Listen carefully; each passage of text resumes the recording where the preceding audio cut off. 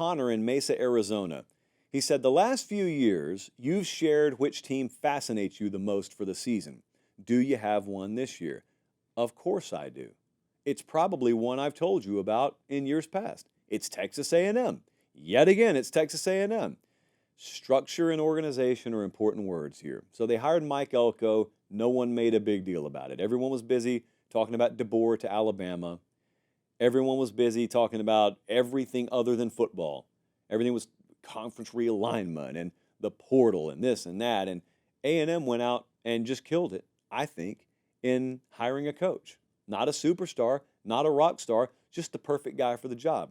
So they lacked organization and structure out there. Just wasn't Jimbo's thing. And now they got it. They didn't have to go take a chance on the guy that's not proven. In fact, he specifically left there to go prove himself as a head coach, because once upon a time he was a coordinator there, and then he went to Duke. And here's what I want you to remember. There are guys. I went and watched our recap of the Duke-Clemson game from week 1 of last year when they beat Clemson 28-7. And I said on that show something that I'm going to tell you again. Sometimes coaches inherit an underrated situation that just needs the right thing injected into it. Mike Elko inherited probably an underrated situation at Duke that just needed the right thing injected into it. Him, structure, organization, way of doing things, way of seeing things. And he upgraded it overnight. It didn't take 2 or 3 years. He upgraded it overnight. There was an immediate spike in production. Now, that only is capable of happening if you have at least something there to work with. If you got to burn it down and start from scratch, forget all that. But he didn't have to do that at Duke. Doesn't have to do it at A&M either. See, he's walking into one of the more underrated roster situations in college football.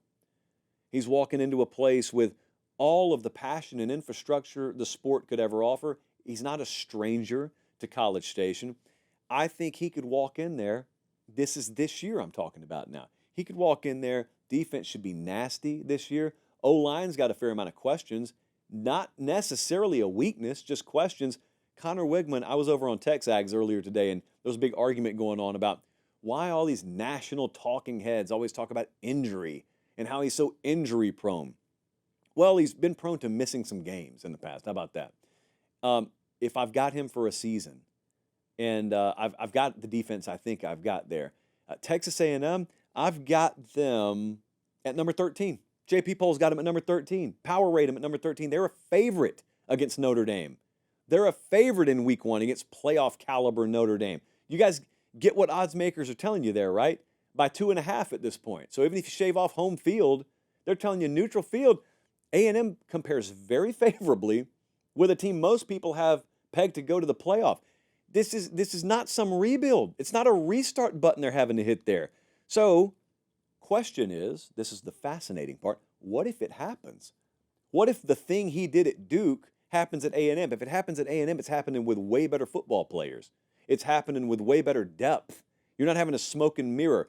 You've got the horses to go line up with some folks in the SEC and beat them doing what you want to do instead of what your roster says you have to do, if that makes any sense.